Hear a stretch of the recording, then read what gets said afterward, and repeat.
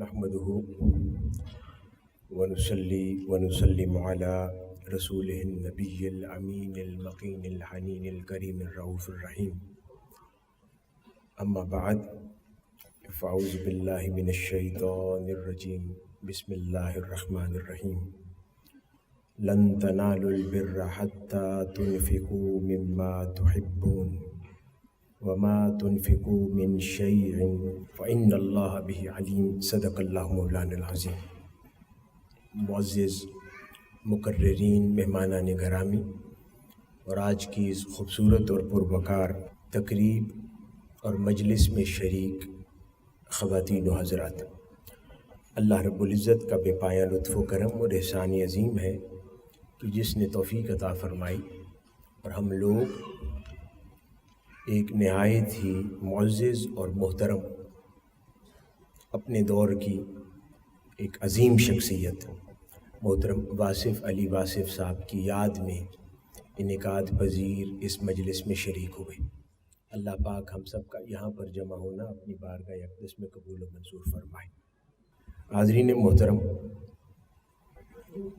یہاں اسٹیج پر بہت ساری باتیں ہوئیں اور محترم واصف علی واصف رحمۃ اللہ علیہ، ان کے زندگی کے بہت سارے واقعات سننے کا موقع ملا، جس سے ایک بات یقیناً واضح ہے کہ وہ اللہ کے بندے تھے اور انہوں نے اپنی زندگی کے شب و روز، زندگی کے قیمتی لمحات لوگوں میں ہدایت کا پیغام پہنچانے اور لوگوں کی اصلاح پر صرف کیے. تو یقیناً کسی بھی شخص کے لیے اس سے زیادہ کامیابی اور کامرانی کی بات اور کوئی نہیں ہوتی کہ اللہ رب العزت کی عطا کردہ قیمتی زندگی وہ اللہ اور اس کے رسول صلی اللہ علیہ وآلہ وسلم کے بتائے ہوئے راستے پر گزار دے اور اس کی زندگی سے اللہ رب العزت کی مخلوق کو فائدہ پہنچے.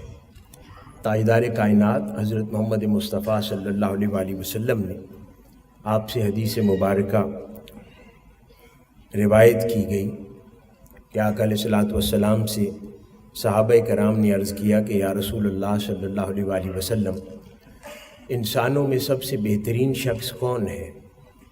تو آقا علیہ الصلوۃ والسلام نے فرمایا کہ تم میں سے سب سے بہتر شخص وہ ہے جس کی زندگی سے دیگر مخلوق کو سب سے زیادہ فائدہ پہنچے. تو بہتر انسان ہونے کی اگر علامت یہ ہے تو میں سمجھتا ہوں کہ اللہ کے بہترین لوگوں میں سے محترم واصف علی واصف صاحب تھے کہ ان کی زندگی، ان کی تحریروں، ان کے کام، ان کی کتابوں سے بہت کثیر تعداد نے لوگوں نے ہدایت پائی، اپنی زندگی کا چال چلن بدلا، احوال زندگی بدلے. تو یقیناً آقا علیہ الصلوۃ والسلام کی حدیث مبارکہ کی روشنی میں ایک بہترین انسان تھے.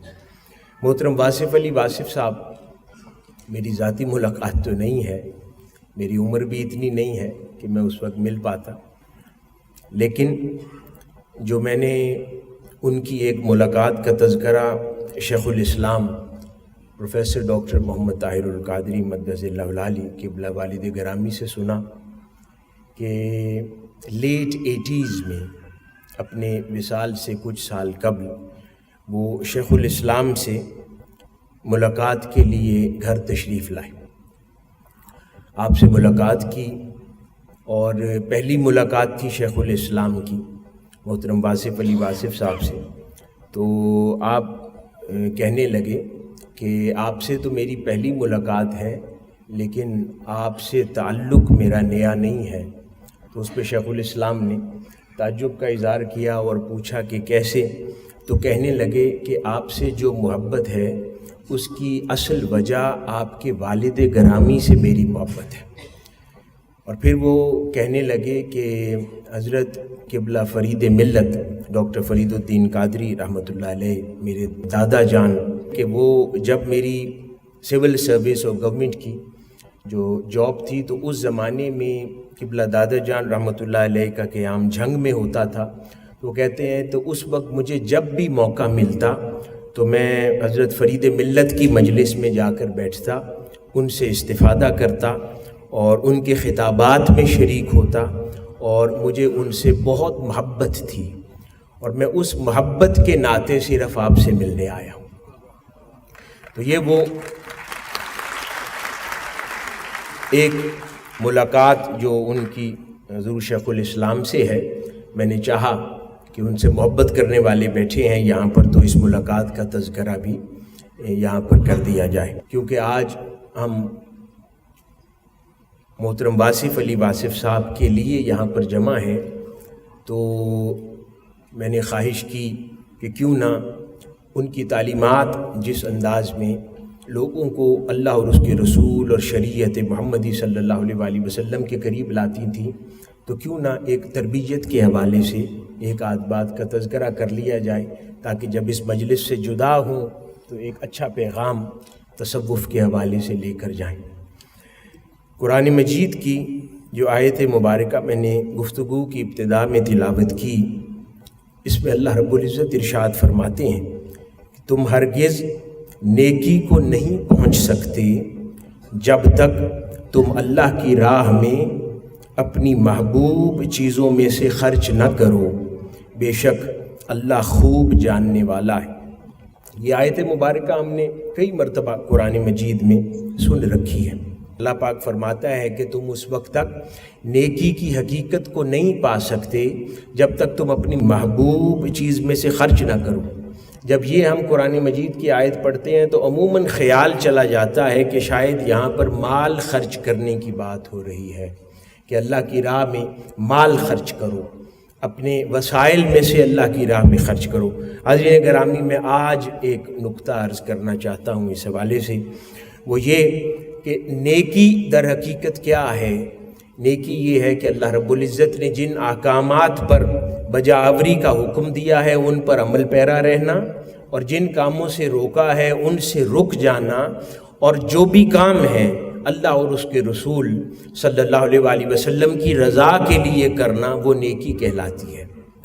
اور فرمایا کہ کسی بھی نیکی کی حقیقت کو نہیں پا سکتے اگر تم اپنی محبوب چیزوں میں سے خرچ نہ کرو، اور اس کے اندر کوئی گنجائش نہیں ہے۔ اللہ پاک نے یوں قرآن مجید میں ارشاد فرمایا ایک فارمولا کے تحت کہ تمہارے پاس کوئی صورت نہیں ہے نیکی کی حقیقت کو پانے کی اگر اپنی محبوب چیزوں میں سے خرچ نہ کر دو۔ یعنی اس کو عموم کے طور پر، یعنی پاسبل آپشن کے طور پر ڈسکس نہیں کیا، بلکہ کلیئرٹی سے فرمایا کہ تم نیکی کی حقیقت نہیں پا سکو گے جب تک تم اپنی محبوب شے میں سے۔ تو جن کے پاس مال نہیں ہے تو حاضرین گرامی اس کا مطلب ہے وہ نیکی کی حقیقت نہیں پا سکتے؟ نہیں۔ تو یہاں پر جب اللہ پاک نے فرمایا کہ اپنی محبوب چیزوں میں سے خرچ کرو، کہ اس کا مطلب یہ ہے کہ محبوب شے صرف مال نہیں ہوتی، مختلف لوگوں کی زندگی میں محبوب شے مختلف ہو جاتی ہے۔ میں اس طرف توجہ دلوانا چاہتا ہوں۔ مثال کے طور پر کسی کی زندگی میں مال کی اہمیت ہے، جب پیسہ اس سے مانگا جائے تو وہ مال خرچ کرتے اس کے دل کو کچھ ہوتا ہے، تو ہم جانیں گے ہاں مال اس کی محبوب شے ہے، تو اس کو نیکی کی حقیقت تب ملے گی جب وہ مال خرچ کرے گا۔ کسی کو مال دینے سے فرق نہیں پڑتا، کسی کا دل کو کچھ ہوتا ہے جب اس سے وقت مانگا جائے۔ آپ کسی کے پاس جاتے ہیں، وہ کہتا ہے کہ بھائی مجھ سے پیسے لے لو، پر جب تم اللہ کی دین کی طرف مجھے کہتے ہو کہ وقت خرچ کرو، وقت نہیں ہے میرے پاس، وقت میرا بہت قیمتی ہے۔ اس کا مطلب ہے کہ جب وہ مال خرچ کرے گا اسے نیکی کی اجر ملے گا، لیکن نیکی کی حقیقت نہیں ملے گی۔ نیکی کی حقیقت اسے تب ملے گی جو جس شے کو وہ محبوب جانتا ہے، جو اس کے پاس کم ہے، خرچ کرتے دل کو کچھ ہوتا ہے، جب وہ دے گا تو در حقیقت تب وہ نیکی کی حقیقت کو پہنچے گا۔ ایک گلوکار ہے، اس کو پیسے سے محبت نہیں ہے، اس کی سب سے قیمتی شے اس کی آواز ہے، تو اس کی محبوب شے اس کی آواز ہے۔ جب وہ اپنی آواز اللہ کے دین کو دے گا تو پھر اسے نیکی کی حقیقت ملے گی۔ ایک فوجی ہے، اس کے پاس اس کی کل دولت جہاں اس کی جان ہے، اس کی زندگی ہے، جب وہ اللہ کی راہ میں جان دے گا تو اسے نیکی کی حقیقت ملے گی۔ کوئی عالم دین ہے، کوئی اسکالر ہے، اس کی کل جہاں اس کا علم ہے، وہ کچھ بھی خرچ کر لے نیکی کی حقیقت کو نہیں پائے گا۔ اس کو نیکی کی حقیقت تب ملے گی جب اپنا علم اللہ کے دین کے لیے صرف کرے گا۔ تو اسی طرح نوجوان ہے، نوجوانوں کو اپنی جوانی پر بڑا فخر ہوتا ہے، کبھی باڈی بلڈنگ کرتے ہیں، کبھی جم جاتے ہیں، بنے سنورے رہتے ہیں، تو اپنی جوانی پر بڑا فخر ہے۔ تو اللہ پاک فرما رہا ہے اے نوجوانوں، تمہیں نیکی کی حقیقت تب دوں گا جب اپنی جوانی میرے دین کو دو گے، جب اپنی جوانی اللہ کی راہ میں دو گے تب تمہیں دوں گا۔ اسی طرح کبھی ہم اپنے لباس کو بڑا بنار سوار کے، ہماری بہنیں بیٹھی ہیں، اپنا حسن ہے، لباس ہے، اور ان سب کو بنا سوار کے رکھتے ہیں، دھوپ میں نہیں نکلتے۔ اللہ پاک فرماتا ہے میں تو یہ دیکھتا ہوں کہ زندگی میں تمہیں جس چیز سے سب سے زیادہ پیار ہے کیا وہ دیتے ہو مجھے؟ کسی کو اپنے حسن سے پیار ہے تو اپنا حسن قربان کرتے ہو میرے لیے؟ کسی کو اپنے وقت سے پیار ہے تو وقت قربان کرتے ہو؟ تمہیں اپنے علم سے، کسی کو اپنے کیریئر سے پیار ہوتا ہے۔ محترم واصف علی واصف صاحب کی زندگی کا جائزہ لیں تو آپ نے ایک پروفیشنل اچھا کیریئر گزارا، لیکن اس کے بعد آپ نے اپنی پوری زندگی کو اللہ کی راہ کے لیے ڈیڈیکیٹ کر دیا۔ اپنی زندگی میں بہت سارے فیصلے آپ نے ایسے کیے ہوں گے کہ جو فیصلے ممکن ہے پروفیشنل کیریئر کے حوالے سے اگر سوچتے تو آپ کہتے شاید میں اس سے بہت زیادہ اوپر جا سکتا ہوں، لیکن آپ نے ہر اس پروفیشنل کیریئر کو اس راہ پر قربان کر دیا۔ کیوں؟ کیونکہ سودا ہے ہی یہی کہ جس شے کو سب سے زیادہ قریب جانتے ہو اسے اللہ پر قربان کر دو۔ کیوں سیدنا ابراہیم علیہ السلام سے اسماعیل مانگے گئے؟ کیونکہ سیدنا اسماعیل محبوب تھے، خدا نے کہا مجھے دے دو۔ کیوں تاجدار کائنات صلی اللہ علیہ وآلہ وسلم سے گود میں شہزادے دو ہیں، امام عالی مقام مانگے گئے؟ کیونکہ وہ محبوب ہیں، کہا مجھے دے دو۔ اور آخری ایک واقعہ عرض کرتا ہوں، اس سے بات سمجھ آ جائے گی۔ سیدنا جنید بغدادی رضی اللہ تعالیٰ عنہ، بہت بڑا نام ولایت کا، بزرگان دین کے اندر صوفیاء کرام میں بہت بڑا نام سیدنا جنید بغدادی رضی اللہ تعالیٰ عنہ۔ آپ اس تصوف اور معرفت کی گھاٹیوں میں آنے سے پہلے آپ اپنے دور کے رستم زمان تھے، آپ پہلوان تھے، بغداد شہر کے بہت معروف پہلوان تھے، اور آپ بادشاہ کی طرف سے کشتیاں لڑا کرتے تھے اور لوگ اس پہ بڑا، اور آپ کو کبھی کسی نے ہرایا نہیں تھا۔ نوجوان تھے لیکن اتنے طاقتور پہلوان تھے کہ بادشاہ کی طرف سے لڑتے اور آج تک کسی نے ہرایا نہیں تھا۔ ایک روز بادشاہ سلامت بھی بیٹھا ہوا ہے، پورا دربار لگا ہے، پورا شہر موجود ہے، اکھاڑے میں اترتے ہیں۔ اس دن آواز دی جاتی ہے کہ آج میرے رستم زمان، بادشاہ کہتا ہے اس سے کون لڑے گا؟ ایک نہایت ہی نحیف کمزور شخص، چھوٹی قدامت کا، اکھاڑے میں اتر آتا ہے، سارا شہر ہنستا ہے۔ وہ کہتا ہے کہ اسے آج تک بڑے سے بڑا پہلوان نہیں ہرا سکا، تو تم اتنے نحیف چھوٹے قد کے ہو، اس رستم زمان جنید کو کیسے ہراؤ گے؟ وہ کہتا ہے وہ مجھے نہیں پتا، جب وہ کشتی سے پہلے مجھے کچھ کان میں کہنا ہے جنید کے۔ تو وہ آ کر کہنے لگا، اس نے کہا کہ بادشاہ دیکھ رہا ہے، کیا کہنا چاہتے ہو؟ وہ کہتا ہے اور میں کچھ نہیں کہتا، مجھے پتا ہے تم مجھے ہرا لو گے، میں بڑا کمزور ہوں، چھوٹا سا انسان ہوں، بس اتنا کہنا چاہتا ہوں کہ میں تاجدار کائنات صلی اللہ علیہ وآلہ وسلم کی آل سے ہوں، ضرورت مند ہوں، اور آج کی کشتی جیت کر جو پیسے ملیں گے اپنی بیٹی کی شادی کرنا چاہتا ہوں۔ تم تو جیتتے رہتے ہو، آج کشتی ہار جاؤ، میرے پاس تمہیں دینے کے لیے کچھ نہیں ہے، پر میں اتنا جانتا ہوں کہ میرے نانا تمہیں خالی ہاتھ نہیں جانے دیں گے۔ بس یہ ایک لمحے کا خیال تھا، وہاں پر رستم زمان جنید کا پورا کیریئر تھا کہ ساری زندگی کشتی نہیں ہارا۔ انہیں پتا تھا کہ بادشاہ ایک لمحے میں نکال دے گا جاب سے، اگر اس کمزور سے شخص سے ہار گیا، اور شہر میں عزت کا ٹھکانہ نہیں رہے گا۔ مگر آپ نے اپنا پورا کیریئر، پوری شان و شوکت، بادشاہ کی قربتیں، عزت، نام و نمود، ہر شے ارادہ کر لیا کہ میں تاجدار کائنات صلی اللہ علیہ وآلہ وسلم کی اس ضرورت مند شخص جو کہ حضور کی اولاد کہنے کا دعویٰ کرتا ہے، میں آج اس پر قربان کر دوں گا۔ یعنی آقا علیہ الصلوۃ والسلام پر انہوں نے اپنا کیریئر قربان کرنے کا ارادہ کیا اور وہ کشتی ہار گئے۔ اس شخص کو انعام مل گیا، اس کی ضرورت پوری ہو گئی، بادشاہ نے جاب سے نکال دیا اور شہر میں بہت بے عزتی ہوئی۔ اس بے عزتی کو سنتے سنتے گھر لوٹے، اور گھر جب رات سوئے تاجدار کائنات صلی اللہ علیہ وآلہ وسلم خواب میں تشریف لے آئے۔ آپ نے فرمایا کہ جنید کیا ہوا اگر بادشاہ نے تجھے اپنی قربت سے نکال دیا؟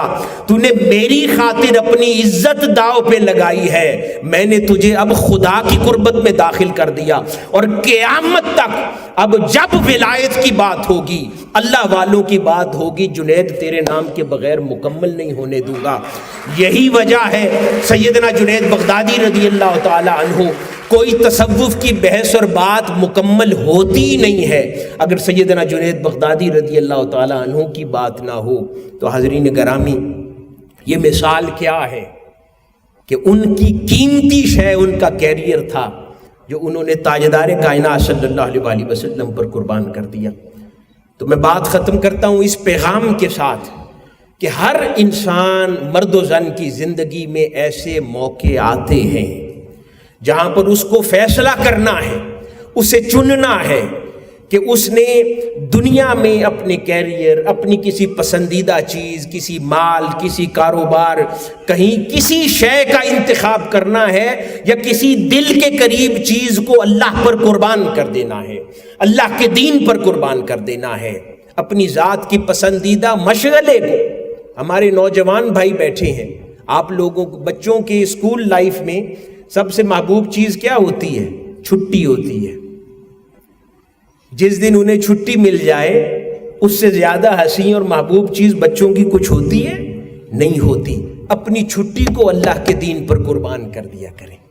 وقت ملے اللہ کی مخلوق کے لیے چھٹی صرف کر دیا کریں، مخلوق کے غریبوں کے کام آنے کے لیے چھٹی صرف کر دیا کریں، کمزوروں ناداروں کی مدد کے لیے چھٹی صرف کر دیا کریں، کیونکہ چھٹی اس دن سب سے محبوب شے ہے۔